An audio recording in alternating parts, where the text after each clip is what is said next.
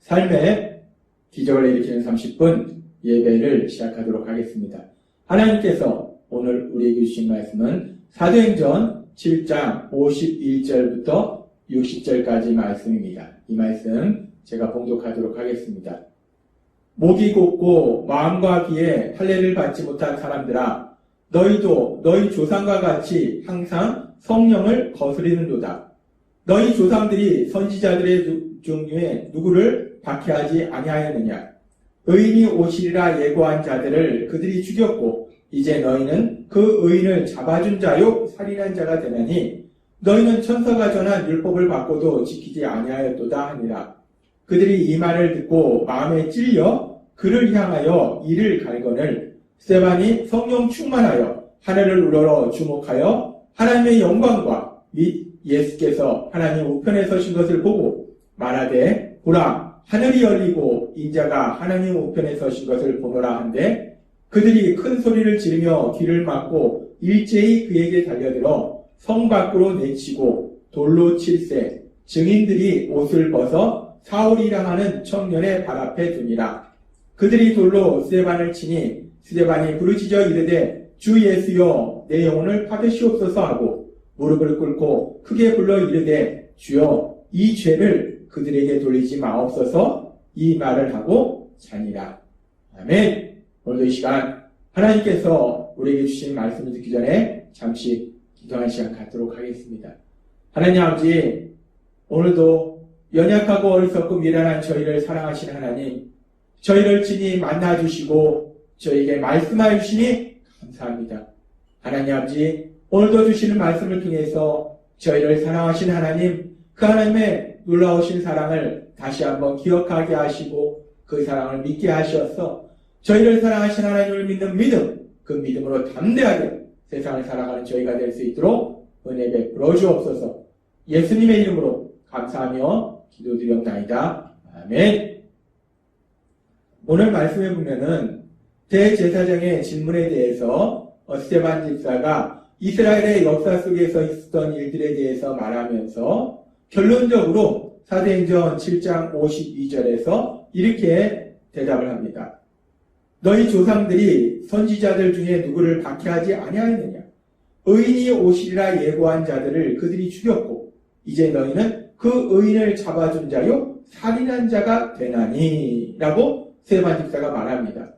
너희 조상들이 지금 스데반 집사의 말을 듣고 있는 이스라엘의 조상들이 하나님께서 보내주신 선지자들 의인들을 잡아 죽였고 박해했고 미워했습니다.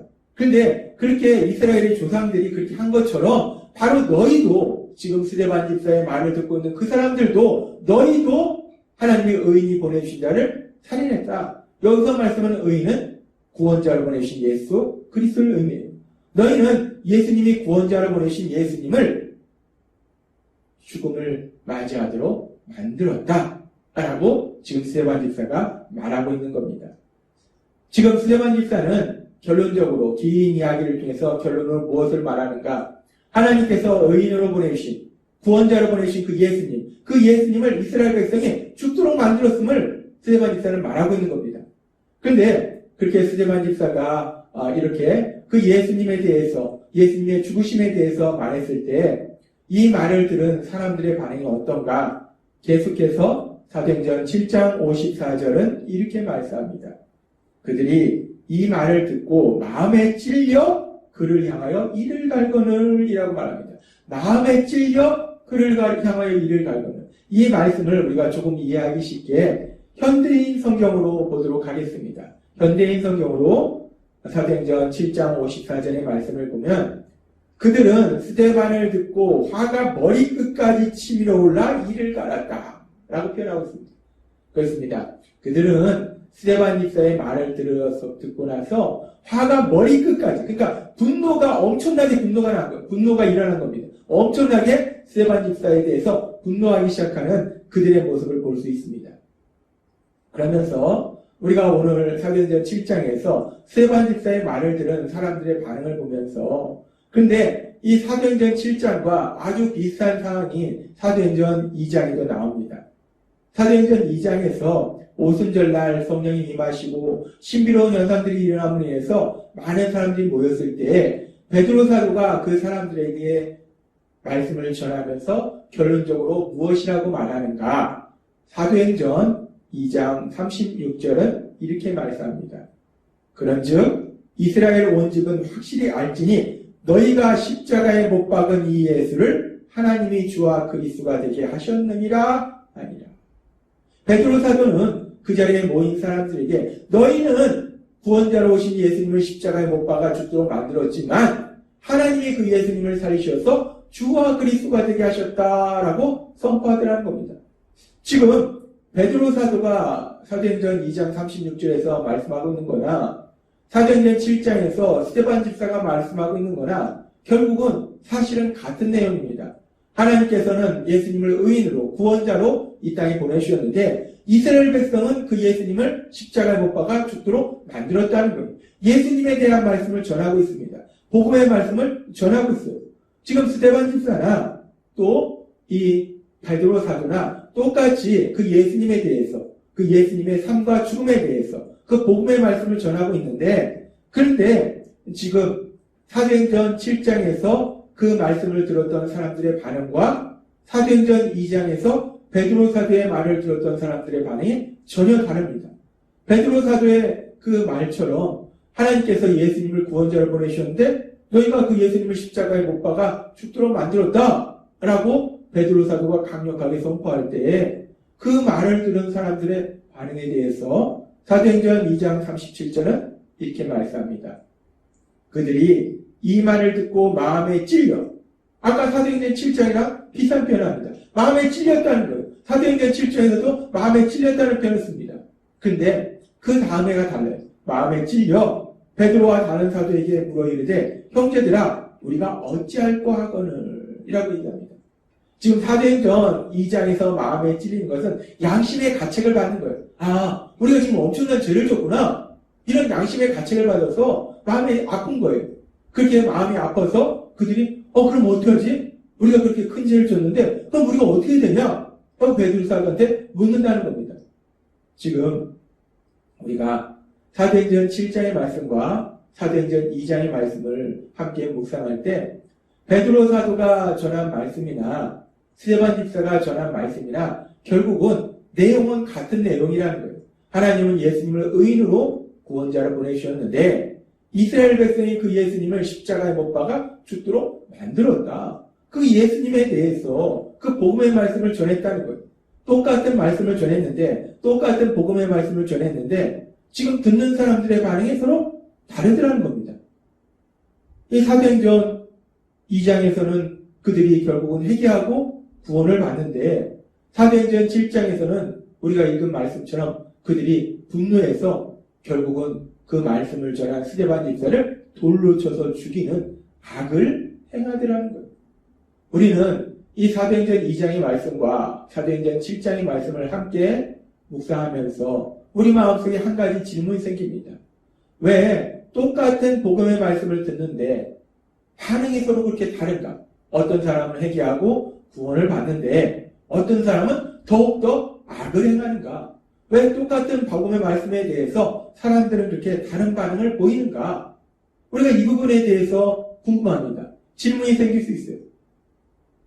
말씀은 결국은 똑같은 말씀인데 똑같은 복음의 말씀인데 예수님의 십자가 죽으심에 대한 말씀인데 그런데 왜 사람들은 어떤 사람은 회개하고 구원을 받고 어떤 사람들은 회개하지 않고 구원을 거부하는가? 그 이유가 무엇인가? 그거에 대해서 우리가 궁금합니다. 그런데 그 부분에 대해서 궁금한 것은 우리뿐만이 아니라 성경을 연구하고 분석했던 신학자들도 이 부분에 대해서 궁금했어요. 그래서 신학자들도 왜 어떤 사람은 구원을 받는데 어떤 사람은 구원을 받지 못하는가? 그 이유가 무엇인가? 그것을 성경의 말씀을 읽고 묵상하면서 나름대로 결론을 내렸습니다. 그래서 성경학자들 사이에서 어떤 사람은 구원받고 어떤 사람은 구원받지 못하는 그 이유에 대해서 크게 두 가지 주장이 있습니다. 크게 두 가지 주장이 있는데, 근데 그 두 가지 주장 중에서 주장에 공통점이 있어요. 공통점은 뭐냐면, 사람은 아담과 하와의 범죄 이후로 타락했기 때문에 자신의 힘과 노력으로는 도저히 구원받을 수 없다는 거예요. 이 부분에 대해서는 이 두 가지 다른 주장을 하고 있는 신학자들 사이에 공통적인 의견입니다. 자신의 힘과 노력으로는 구원받을 수 없다. 그런데 그렇게 구원받을 수 없는 사람들이 어떻게 구원을 받게 되는가? 그 부분에 대해서는 각각 두 가지 신학자들, 두 진영의 신학자들의 주장이 각각 다릅니다. 먼저 우리가 잘 알고 있는 칼빈주의에서 주장하고 있는 예정론을 우리가 살펴보면, 칼빈주의 예정론에서는 인간은 전적으로 타락해서 자신의 힘으로 구원받을 수 없는데 하나님께서 창세전에 구원받을 사람들을 선택하셨다는 거예요. 그리고 그 구원받을 사람들에게 저항할 수 없는 불가항력적인 은혜를 주셔서 하나님이 그 은혜를 주시면 회개하고 예수님을 구주로 믿게 되고 그래서 구원받게 된다라고 칼빈주의는 주장합니다. 이 칼빈주의의 주장은 결국 구원을 받고 못 받고는 하나님의 주권적인 선택하심이다라고 주장한다는 거예요.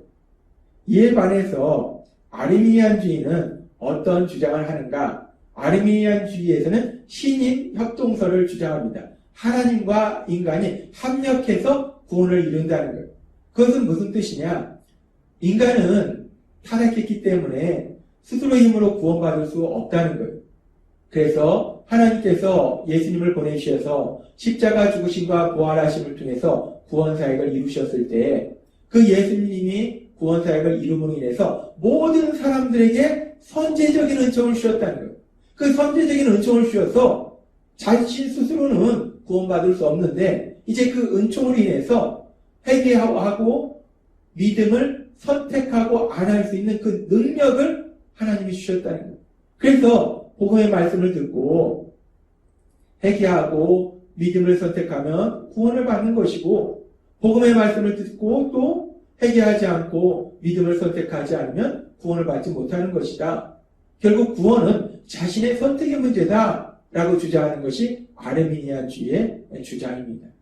그렇게 각각 칼빈주의와 아르미니안주의는 어떤 사람은 구원받고 어떤 사람은 구원받지 못하는데 그 이유가 무엇인가에 대해서 각각 주장하는 바가 서로 다릅니다. 근데 그렇게 칼빈주의와 아르미니안주의가 서로 주장하는 바가 다른데 그들 사이에서 아주 중요한 부분에 있어서 같은 의견을 내고 있는 것이 있어요. 구체적인 부분으로 들어가면 예정론과 신의 합동설이 서로 다른 부분을 얘기하는데, 그런데 가장 중요한 부분은 칼빈주의나 아르미니안주의나 똑같은 이야기를 하고 있습니다. 어떤 부분을 말하고 있는가? 칼빈주의에서 구원받을 수 없는 사람들을 창세전에 하나님께서 구원받도록 선택하신 것이 하나님의 은혜이고, 또 선택한 사람들에게 하나님이 저항할 수 없는 은혜를 주신 것도 하나님의 은혜라는 거예요. 결국 구원은 모두 다 하나님의 전적인 은혜다라는 것이 칼빈주의에서 주장하고 있는 부분입니다. 근데 그에 반해서 칼빈주의와 다른 부분을 주장하고 있는 아르미니안주의, 근데 그 아르미니안주의도 보면은 사람이 타락해서 결국은 회개하고 믿음을 선택할 수 없는데 그들에게 선제적 은총을 주셔서 회개하고 믿음을 선택할 수 있는 능력을 주신 것, 그것도 또한 하나님의 은혜라는 거예요. 하나님의 은혜가 있었기 때문에 구원받을 수 있었다는 겁니다. 따라서 칼빈주의와 아르미니안주의가 서로 다른 부분을 주장하지만 공통적으로 가장 중요한 부분에 있어서는 구원은 칼빈주의나 아르미니안주의나 결론적으로 하나님의 은혜라는 거예요. 인간의 노력이 아니라 하나님의 전적인 은혜, 그 하나님의 은혜가 있어야지 구원받을 수 있음을 칼빈주의나 아르미니안주의는 말하고 있다는 겁니다. 그래서 하나님께서는 바울 사도를 통해서 에베소서 2장 8절과 9절에서 이렇게 말씀합니다. 너희는 그 은혜에 의하여 믿음으로 말미암아 구원을 받았으니 이것은 너희에게서 난 것이 아니요 하나님의 선물이라 라고 말씀합니다. 너희가 은혜로 구원받은 것이다. 근데 그 은혜로 구원받은 것인데 그 은혜로 구원받는 과정에 믿음이 필요한데 그 믿음도 하나님의 은혜요, 하나님의 선물이라는 거예요. 결국 우리가 회개와 믿음을 가질 수 있는 거, 회개와 믿음을 통해서 구원을 받는 건 맞는데 그 회개와 믿음조차도 하나님의 은혜라는 겁니다. 우리는 은혜로 구원받았다는 거예요.